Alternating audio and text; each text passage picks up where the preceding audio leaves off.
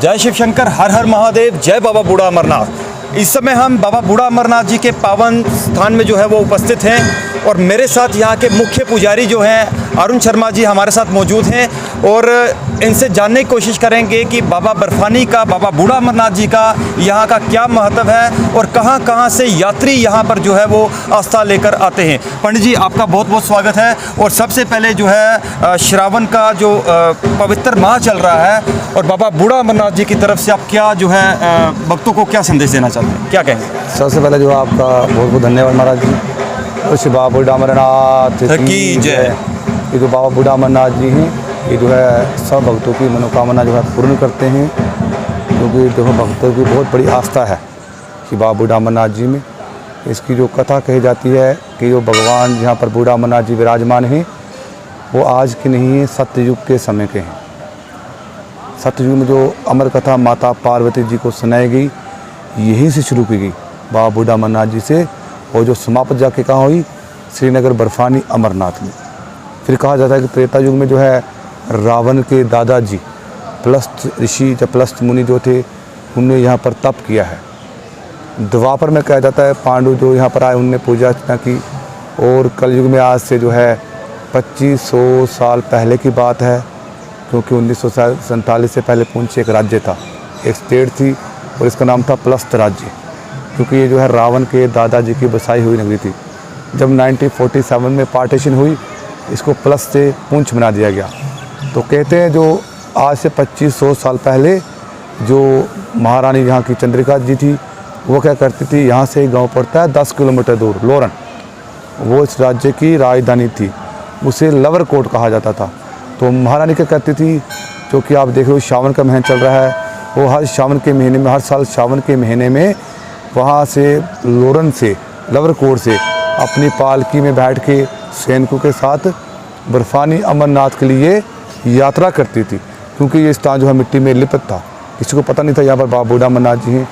तो कहा जाता है कि एक वर्ष क्या हुआ कि सावन के महीने में मौसम ख़राब हो गया, बर्फ़बारी पड़ गई, रास्ते बंद हो गए, तो महारानी वहाँ दर्शन के लिए नहीं पहुँच पाई। तो महारानी जो थी भोले बाबा की बहुत बड़ी उपासक थी, उसे भोले बाबा से बहुत प्रेम था। उसने सोचा मुझसे कोई गलती हो गई है या कोई त्रुटि हो गई है, इसलिए भोले बाबा जी ने मेरे को दर्शन के लिए नहीं बुलाया। तो रानी ने क्या किया, हठ योग, खाना पीना सब त्याग दिया, मैंने जो है मृत्यु लोक को प्राप्त करना है। आप जानते हो कि जो थोड़े दिन भोजन ग्रहण नहीं करेगा, जल ग्रहण नहीं करेगा, उसका शरीर क्या हो जाता है, वीकनेस हो जाती है, उसका शरीर कमज़ोर हो जाता है। तो रानी की यही स्थिति होगी, रानी का चलना बैठना जो है बहुत मुश्किल हो गया। जो उसकी दासियाँ थी वही उसको नित्य कर्म करती थी, बैठाना उठाना। थोड़े दिन और बीतते हैं तो रानी को स्वप्न आता है। स्वप्न में महादेव एक बूढ़े महात्मा का रूप धारण किए हुए रानी को दर्शन देते हैं और रानी से बात करते हैं कि आपको क्या परेशानी है, आप अन्न जल क्यों नहीं ग्रहण कर रही। तो जो रानी सारी कथा बताती है तो महात्मा जी कहते हैं कि आपको कहीं जाने की जरूरत नहीं, आपको आपके ही राज्य में दर्शन होंगे। इस पर रानी का स्वप्न टूटता है। सुबह होती है तो रानी सोचती है ऐसे को सपना आया होगा। सुबह वही भोले बाबा बूढ़े महात्मा के रूप में रानी के महल प्रकट होते हैं। प्रकट होने के बाद जो है भिक्षा के लिए आवाज़ दी जाती है। जब भिक्षा के लिए आवाज़ दी जाती है तो रानी की दासियाँ भिक्षा लेके आती हैं, तो महात्मा जी मना कर देते हैं कि भिक्षा लूँगा तो मैं रानी के हाथ से लूँगा, किसी और के हाथ से नहीं लूँगा। जो दासियाँ होती हैं वो झगड़ा शुरू कर देती हैं, बहस करती हैं कि रानी बीमार है, चल नहीं सकती, बैठ नहीं सकती, आपको भिक्षा कैसे देगी। तो महात्मा जी कहते हैं आप जाके रानी को मेरा संदेश दें। इस पर एक दासी जाती है, जैसे वो कक्ष के अंदर प्रवेश करती है, प्रवेश करने के बाद जब वो रानी को संदेश देती है, क्योंकि जो महात्मा जी होते हैं वो जो भोलेनाथ वही महात्मा के रूप में होते हैं, जब रानी को संदेश मिलता है तो उनके प्रभाव से रानी के शरीर में जान आती है, उठती है, वो चलना शुरू कर देती है।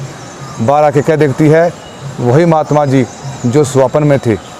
प्रणाम करती है, प्रणाम करने के बाद जो है महात्मा जी से प्रार्थना करती है कि आप हमको स्थान बताइए।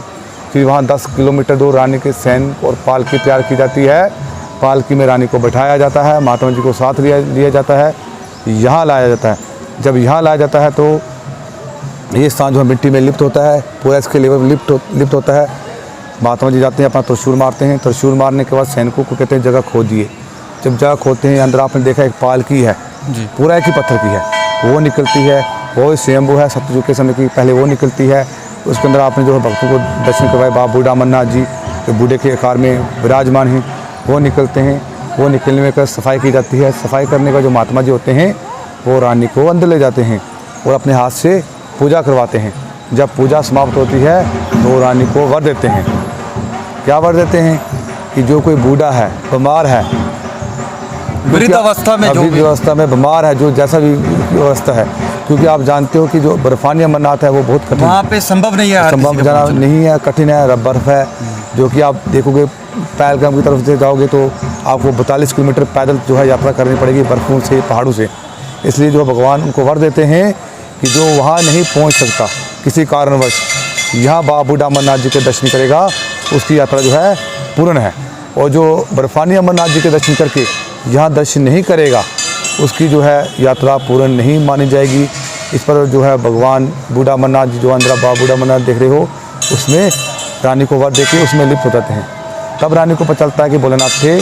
तब रानी से प्रार्थना करती है, हे प्रभु कि आपने मेरे को बूढ़े के रूप में दर्शन दिया, इसलिए जो है कलयुग में आपका नाम बाबा बूढ़ा अमरनाथ जी होगा, इसलिए इनको बूढ़ा अमरनाथ जी कहा जाता है।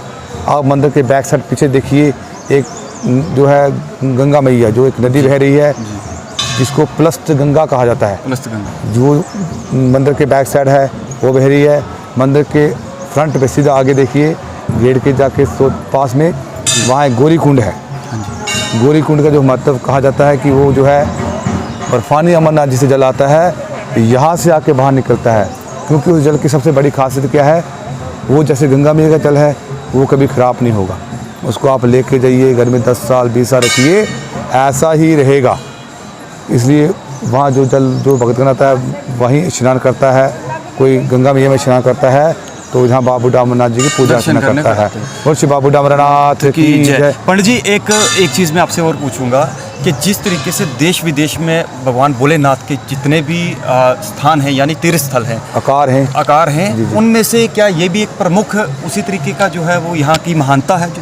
जो है मैं आपको महाराज जी एक बात ना चाहता हूँ, ये जो है सिद्ध पीठ स्थान है।